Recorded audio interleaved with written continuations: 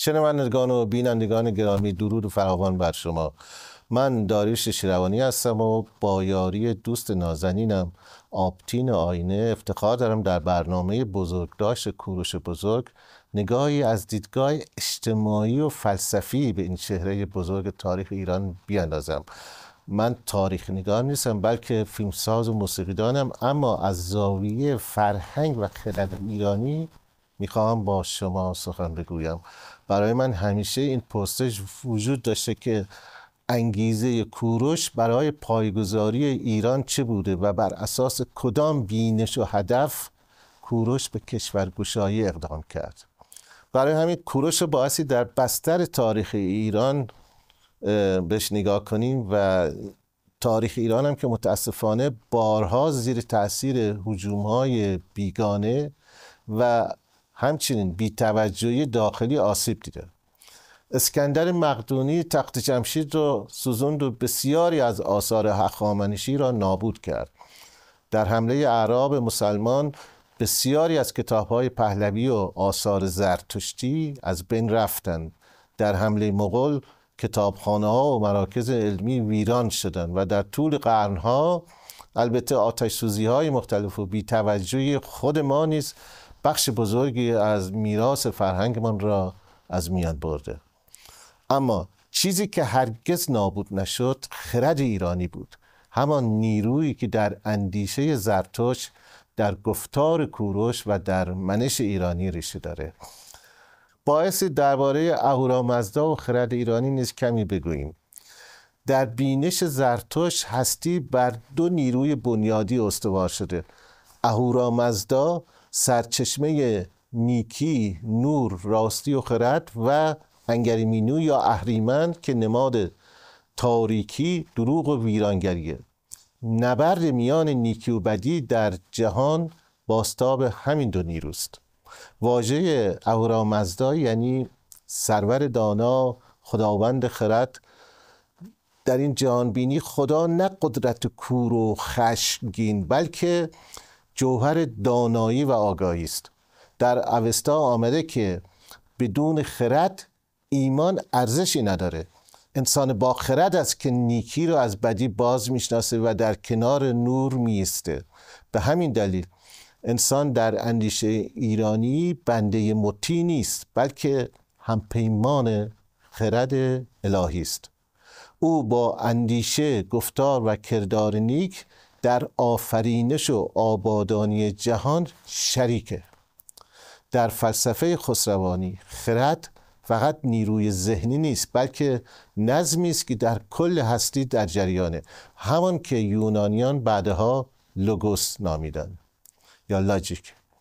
در ادامه تاریخ این پیوند میان نور و خرد ادامه پیدا کرده. در اندیشه سهروردی، در شعر مولوی و حافظ برای نمونه و در فلسفه ملا صدرا، در همه اینا خرد همان نوری است که از اهورامزدا سرچشمه میگیره.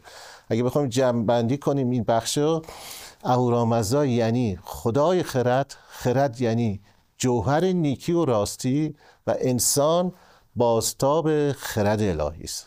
و اما اهریمن و مفهوم انتخاب اهریمن در اوستا که صورت انگریمینو آمده یعنی اندیشه ویرانگر. او مظهر دروغ و مرگ و کژی است. اما در نگاه فلسفی اهریمن شر مطلق نیست بلکه سایه‌ای است که بدون آن نور اصلا معنایی نداره. وجود او لازمه انسان است تا بتونه بین نیکی و بدی انتخاب کنه. در پایان با پیروزی نیکی تاریکی از میان میره و جهان به روشنی نخستین باز میگرده. حالا اگه بخوام تفاوت نگرش ایرانی و ابراهیمی بذاریم برای بهتر متوجه شدن این منظور، به اینجا میرسیم که البته این یکی از ژرف‌ترین تفاوت‌ها در اندیشه ایرانی و ادیان ابراهیمی اینه که در جهان ایرانی زمان چرخه‌ای است، زایش شکوفایی و باز زایش. جهان جاودانه و پویاست، نه آغاز داره و نه پایان.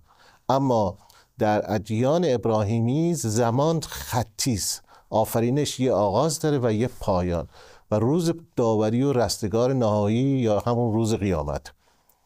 در نگاه ایرانی انسان همکار خداست، مسئول و خلاقه، در صورتی که در نگاه ابراهیمی انسان مطیع فرمان الهی است و بیشتر آزموده میشه تا آفریننده. در فرهنگ ایرانی سرنوشت زمانه در دست انسان هاست.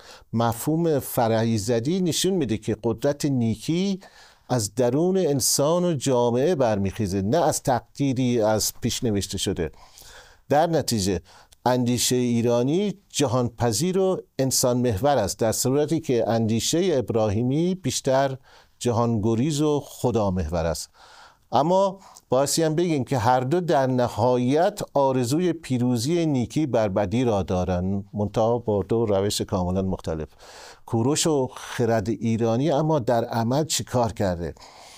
کوروش بزرگ تجسم همین بینش بود، بنیانگذار امپراتوری که بر عدالت، مدارا و خرد استوار شد.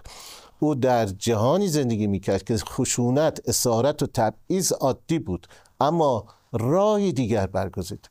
در منشور خود می نویسه من مردم بابل را از بند رهانیدم، خانه های ویران را باز ساختم و نژاد آیین هیچ قومی را خوار نشمردم.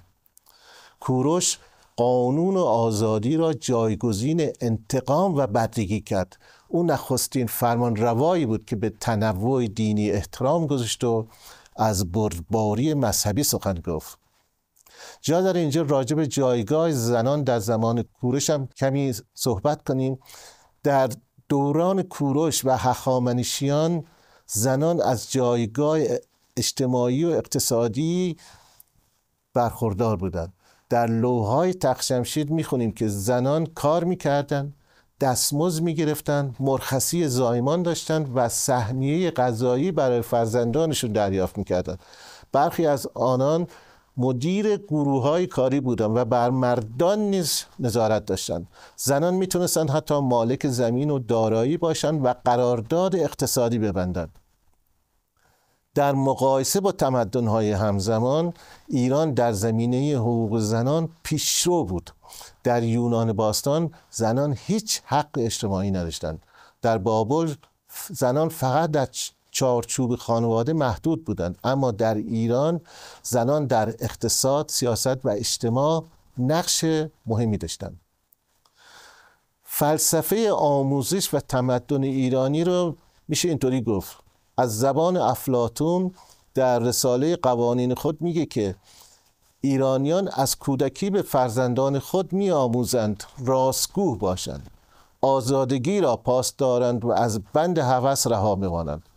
داریوش بزرگ نیز میگه به خواست اهورامزدا چنانم که راستی را دوست دارم و از دروغ رو گردانم، حتی در خشم آن را فرو می نشانم و بر هوس خود فرمان روا هستم.